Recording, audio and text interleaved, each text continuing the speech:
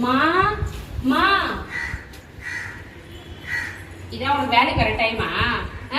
வேலை கேட்கும் போது இத்தனை மணிக்கு வந்துடுறேன், அத்தனை மணிக்கு வந்துடுறேன், கரெக்டா வந்துடுறேன், அப்படி வந்துடுறேன்னு சொல்ல வேண்டியது. எவ்வளவு துணி கிடக்குது, உன்னால நான் வெளியே போக வேண்டியது இருக்கு, உன்னால நான் வெயிட் பண்ணி நின்றுட்டு இருக்கேன். என்ன நீ சொல்ல வர? ஒரு டைம் சொன்னா கரெக்டா வர்றது கிடையாது.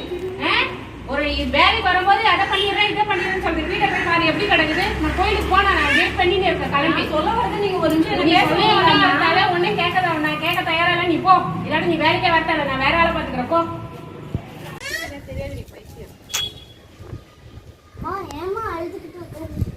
வேலைக்கு போனோம்டா, வேலைக்கு போன வீட்டுல என்ன வேணாம்னு சொல்லிட்டாங்கடா.